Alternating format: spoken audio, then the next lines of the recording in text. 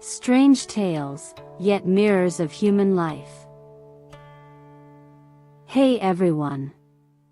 Welcome to Encountering Chinese, Strange Tales from Liao Zhai.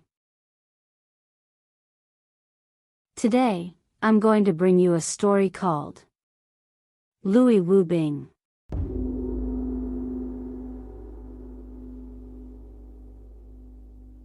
In Luoyang, there was a young nobleman named Sun Qi, who had married the daughter of Magistrate Zhang.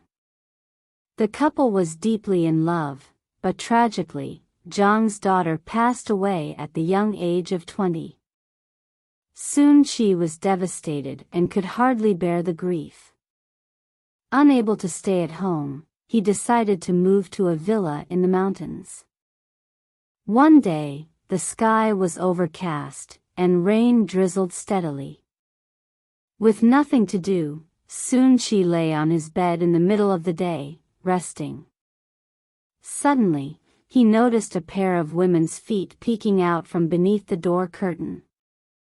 Puzzled, he called out, "Who's there?" At that moment, the curtain was lifted, and a young woman, about 18 or 19 years old, stepped inside. She was dressed simply but neatly. However, her face bore some pockmarks, and her complexion was a bit dark, giving her the appearance of someone from a poor family. Soon she assumed she must be a villager looking to rent a house and, irritated, scolded her, "If you have business here, you should speak to my household staff. How dare you just walk in?" The young woman smiled and replied, "I'm not from the village. My family is originally from Shandong. My father was a scholar, and we moved here when I was a child. But he passed away, and now I'm all alone. I've long admired you, young master. You are of noble birth and a well-known gentleman. I would be honored to serve as your maid and assist you in your studies." Sun Qi chuckled and replied, "I appreciate your kind offer, but I live here with my servants. It wouldn't be appropriate for you to stay. Perhaps once I return home, I can formally hire you." The young woman hesitated for a moment before saying, "I know I'm neither talented nor beautiful, and I wouldn't dare dream of becoming your wife. I only wish to be a humble maid by your desk, attending to your studies. At the very least, my knowledge is good enough that I wouldn't hand you the wrong book." Sun Qi nodded. "Even if I were to take you in as a maid, we should pick an auspicious day for it." Then, pointing to his bookshelf, he said, "Fetch me the 4th volume of Tongshu." The young woman searched the bookshelf, quickly found the book, and flipped through it before handing it to Sun Qi. She then smiled and said playfully, "The river constellation lord isn't in the house today." Sun Qi was taken aback by her remark, recognizing the teasing tone in her words. Intrigued, he decided to keep her there in secret, telling no one else about it. During the day, with little else to do, Louis Wubing would sweep Sun Qi's desk, organize his books, burn incense, and polish the bronze incense burner, keeping the entire room spotless and bright. Sun Qi was delighted with her efforts. At night, he had his servants sleep elsewhere, leaving Louis Wubing to attend to him alone. She was perceptive and highly attentive to his needs, serving him with great care. When Sun Qi told her to go rest, she would take a candle and leave the room. However, one night, Sun Qi awoke in the middle of his sleep and sensed someone near the head of his bed. Reaching out, he touched a figure and realized it was Louis Wubing. He shook her gently to wake her.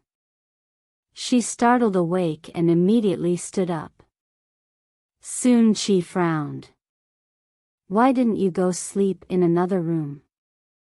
Do you think the head of my bed is a place for you? Louis Wubing lowered her voice and murmured, I'm afraid to sleep alone. Hearing this, Sun Qi felt a surge of pity. He placed an extra pillow on his bed and allowed her to sleep beside him. Just then, he noticed a faint, delicate fragrance coming from her, like the scent of lotus stamens. Puzzled, he moved her closer and shared the same pillow. As the night deepened, the fragrance lingered in the air, stirring his emotions. Unable to resist, he pulled Louis Wubing under his covers, and they became intimate. Soon she grew deeply fond of Louis Wubing, but he knew he couldn't keep her hidden in his room forever. Taking her home, however, would inevitably lead to gossip. So, he devised a plan, to have her stay temporarily at his aunt's house until he could find a way to marry her. Louis Wubing agreed and said, I know your aunt well. You don't need to tell her anything, I'll go there right now. Soon she walked her to the courtyard wall, and with a graceful movement, she climbed over and disappeared into the night. Sun Qi's aunt was a widowed woman living alone, her house separated from Sun Qi's residence by only a dozen households. Early the next morning, just as she was opening her front door, Louis Wubing slipped inside. The aunt, surprised by the unfamiliar visitor, asked, Who are you? Louis Wubing replied, Your nephew sent me to take care of you.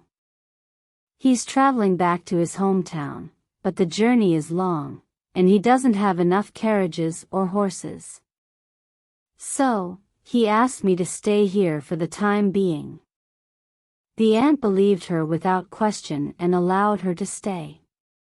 Once Sun Qi returned home, he spread the story that his aunt had a maid she wished to give him. He then sent for Louis Wubing and brought her back. From that day forward, Louis Wubing became his personal attendant, never leaving his side. As time passed, Sun Qi's affection for Louis Wubing only deepened. However, due to the vast difference in their social status, he could only take her as his concubine. From then on, whenever prominent families proposed marriage alliances, he turned them down, wanting only to grow old with Louis Wubing. Louis Wubing, knowing this, persistently urged him to take a proper wife. Eventually, Sun Qi married a young woman from the Shui family. Yet, even after marrying, his devotion to Louis Wubing remained unchanged. Shui was a kind and generous woman who never minded where Sun Qi spent his nights. Louis Wubing, grateful for her understanding, served Shui with great respect, and the two women got along well. Later, Shui gave birth to a son, whom they named Jian. Louis Wubing adored the child, often cradling him in her arms and doting on him as if he were her own. When Jian turned 3 and no longer needed his wet nurse, he preferred sleeping beside Louis Wubing. Even when Shui called for him, he refused to return to her room. Not long after, tragedy struck. Shui fell ill and passed away. On her deathbed, she told Sun Qi, Wubing loves our son dearly. Why not let her raise him as her own? If you're willing, you may even make her your principal wife. After her passing, Sun Qi intended to fulfill her wish. He announced his decision to his family, but they strongly opposed it. Louis Wubing, too, firmly declined the offer. In the end, the matter was left unsettled. Around the same time, a man named Wang Tingguan, a county official, had a recently widowed daughter. Hoping to secure a match, he sent a matchmaker to propose marriage to Sun Qi. At first, Sun Qi had no interest in remarrying. But the Wang family remained persistent, repeatedly sending go-betweens, while the matchmakers spoke highly of their daughter's beauty. Moreover, Sun Qi admired the influence of Wang Tingguan's family, and with added pressure from his own relatives, he finally agreed to the marriage. Wang was indeed stunning, but her temperament was extraordinarily proud and headstrong. She was extremely particular about her clothing and household items. If something displeased her, she would discard or destroy it without hesitation.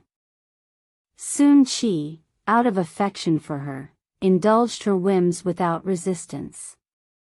For the first few months after she moved in, he spent every night in her chamber. In her presence, Louis Wubing found that whether she smiled or wept, she could do nothing right. Wang took every opportunity to vent her frustrations, often lashing out at Sun Qi in furious arguments. Eventually, Sun Qi could no longer bear it and began sleeping in his study. But this only enraged Wang even more. One day, Sun Qi finally reached his breaking point. Unable to endure the constant conflict any longer, he found an excuse to leave for the capital, hoping to clear his mind. Wang, however, placed all the blame squarely on Louis Wubing. No matter how humbly and cautiously Louis Wubing served her, Wang remained dissatisfied. One night, Wang ordered Louis Wubing to sleep under her bed. But little Jian, still attached to Louis Wubing, ran over, insisting on sleeping beside her. Throughout the night, Louis Wubing had to get up repeatedly to attend to Wang, disturbing Jian and making him cry incessantly. Annoyed by the commotion, Wang scolded Jian harshly. Seeing the situation escalate, Louis Wubing quickly called for the wet nurse to take the child away. But Jian refused to leave her side. When the wet nurse tried to carry him off, he screamed and struggled even more. Furious, Wang lashed out, striking Jian mercilessly until he sobbed weakly and finally followed the nurse away. The ordeal left Jian deeply shaken. He became anxious and restless, lost his appetite, and grew weak. Yet, Wang forbade Louis Wubing from tending to him, leaving the boy to cry all day without comfort. One day, in a fit of rage, Wang snapped at the wet nurse, commanding her to throw Jian onto the ground. The little boy wailed desperately, begging for water, but Wang cruelly forbade anyone from giving him a single sip. By evening, when Wang was away, Louis Wubing secretly brought water to Jian. The moment he saw her, he dropped the cup, clutched her clothing, and burst into uncontrollable sobs. Hearing his cries, Wang stormed out. At the sound of her voice, Jian stiffened in terror. His body suddenly went limp, and he collapsed to the floor, motionless. Louis Wubing was horrified. Tears streamed down her face as she rushed to him. Wang, unbothered, sneered. "You wretched servant! Are you putting on this pathetic act to threaten me? Forget about this little Sun family brat.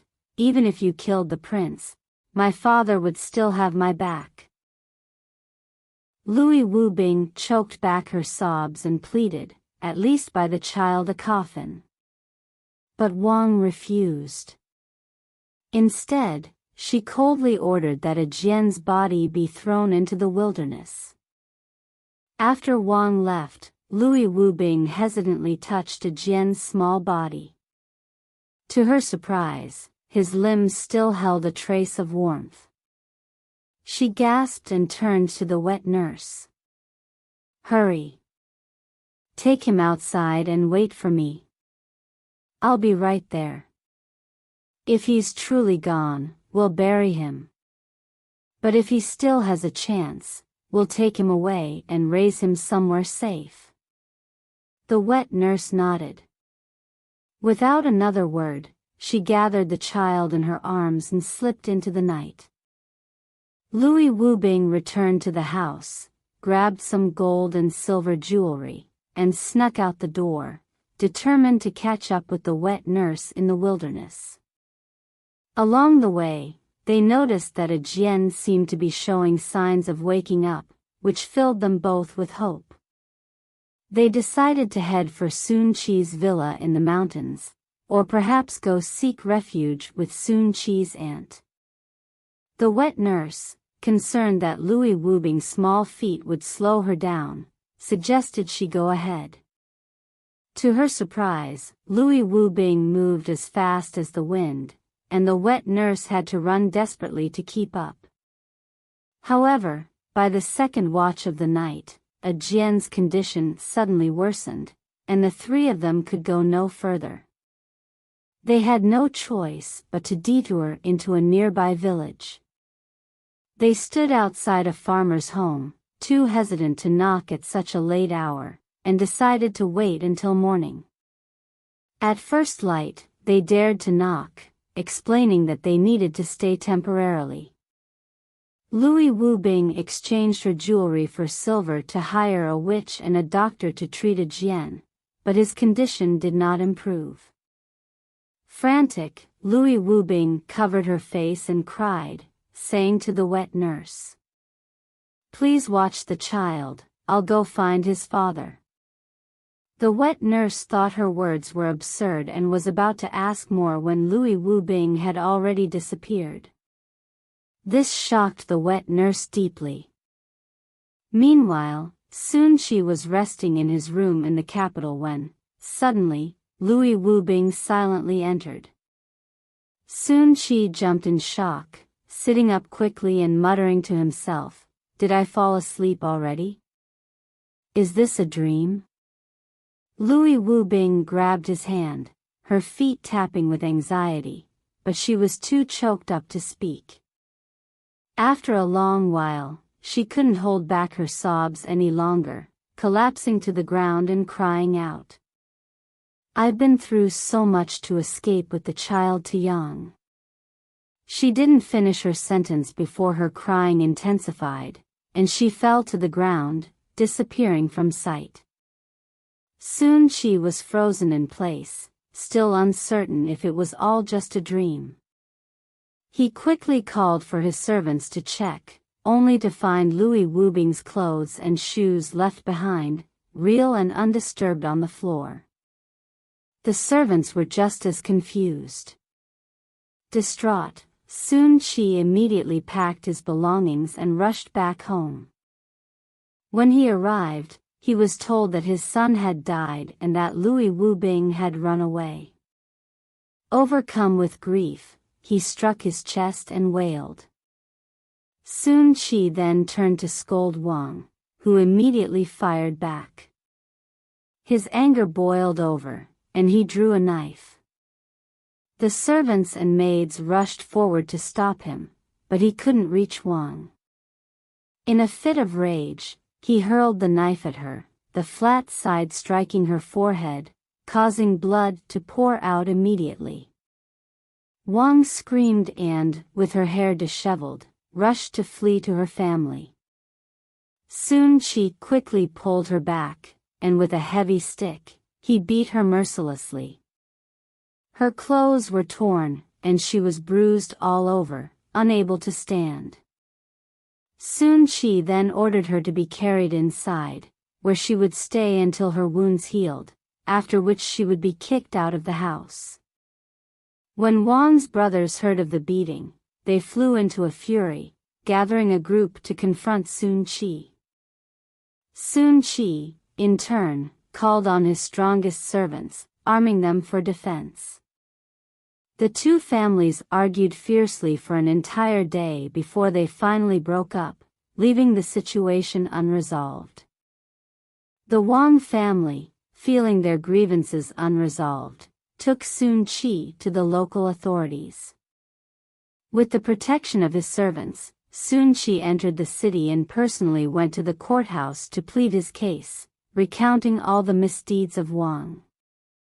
The county magistrate, reluctant to offend Wang Qingguan, tried both gentle and firm tactics on Sun Qi, but Sun Qi refused to back down.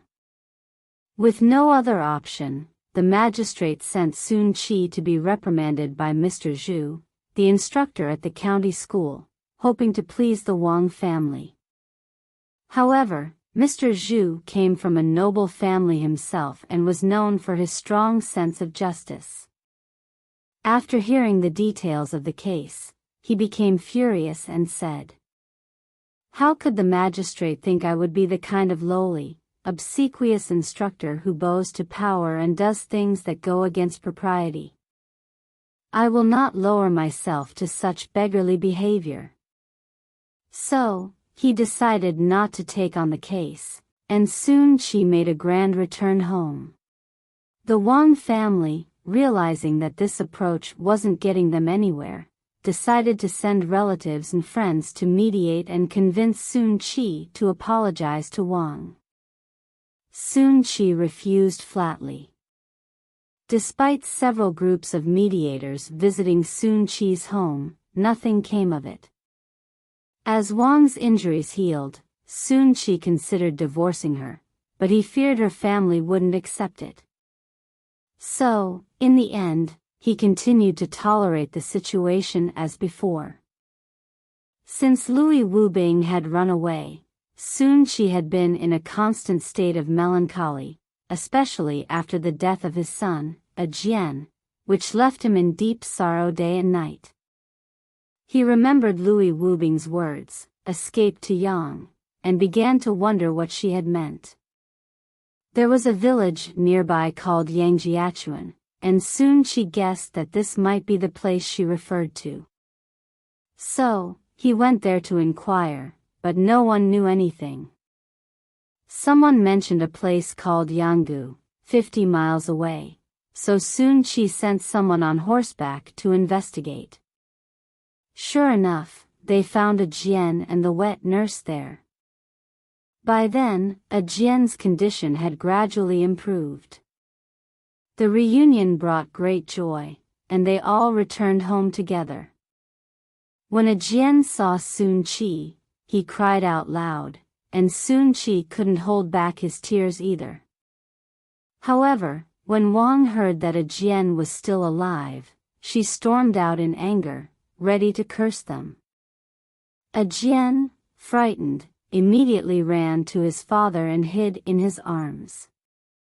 But when Sun Qi picked him up again, he found that his son had stopped breathing.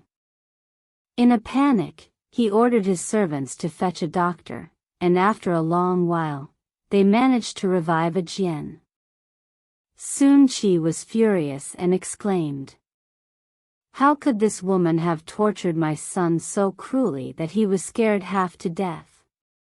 He wasted no time and immediately wrote out a divorce letter, sending Wang back to her family.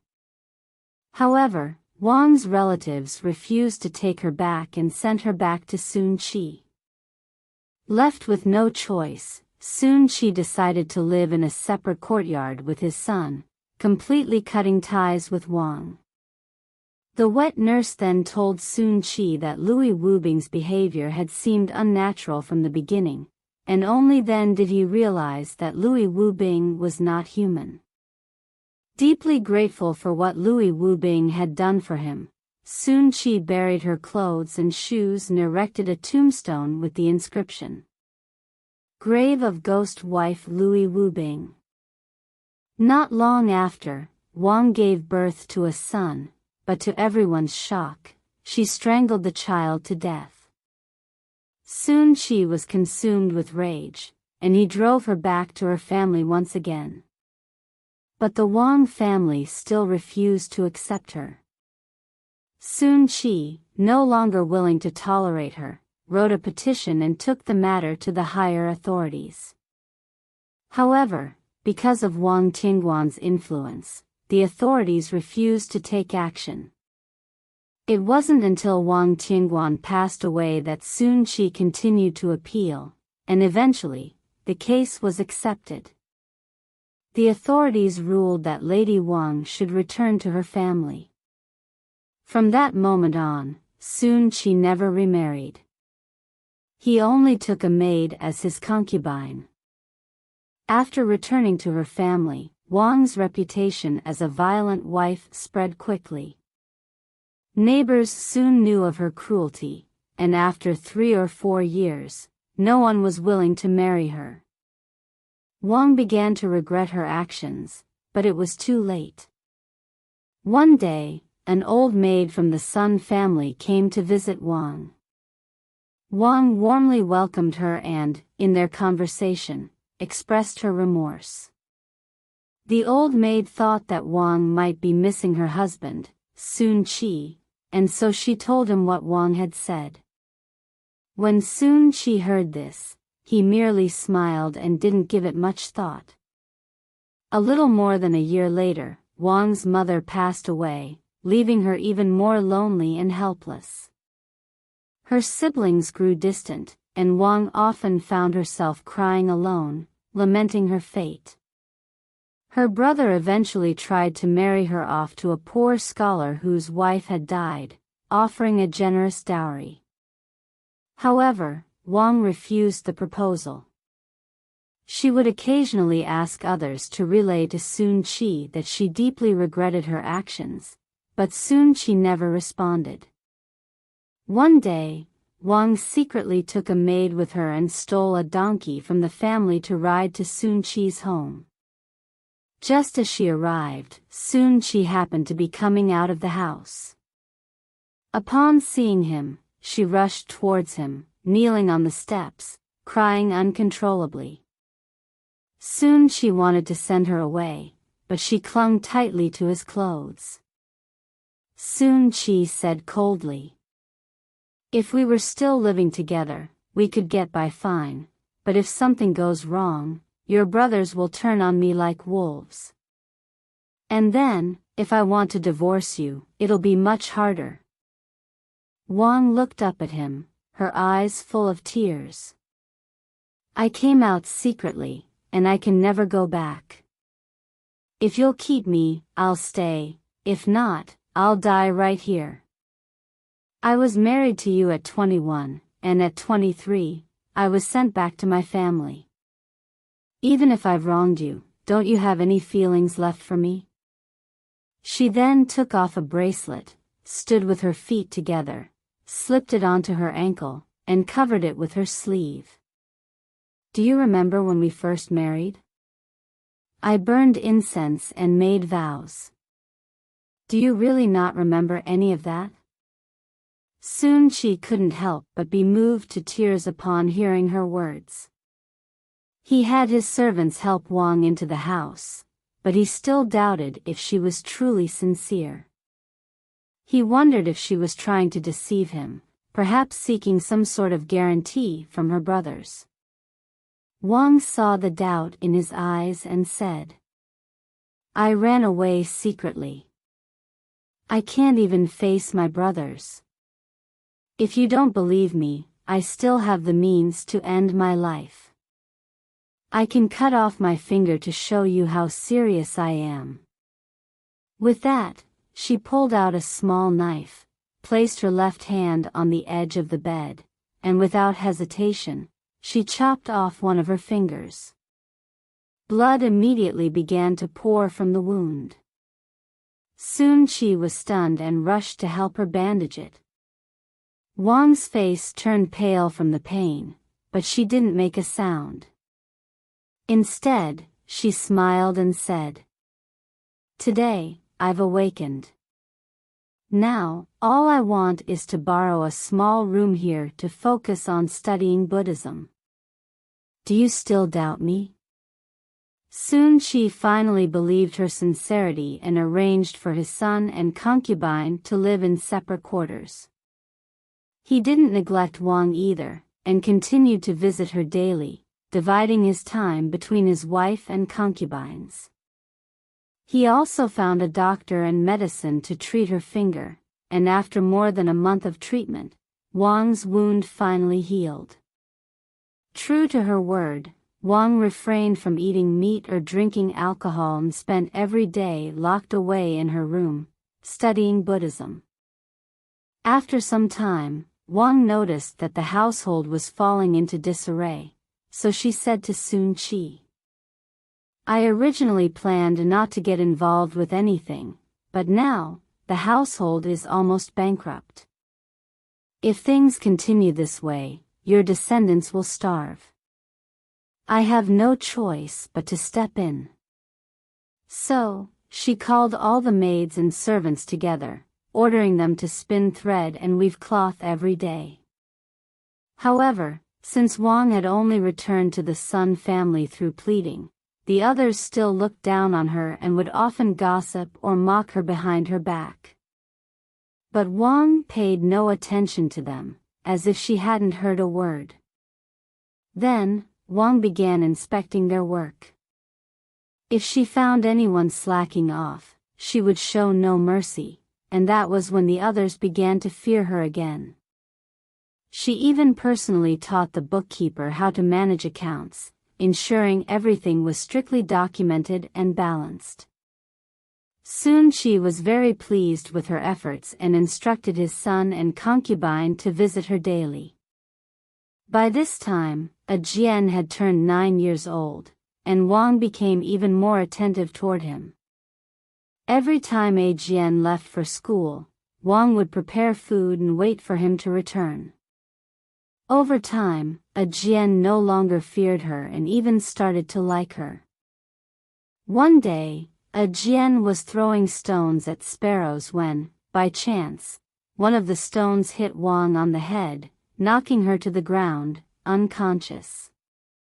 When Sun Qi heard about it, he was furious and gave his son a severe beating. When Wang regained consciousness, she hurriedly stopped him, smiling as she said, "I've abused children before, and I've always felt guilty about it. Now, at least, I've made up for my past wrongs." Sun Qi's heart lightened at her words. However, Wang continued to refuse to let him stay overnight with her, often sending him to sleep in the concubine's quarters.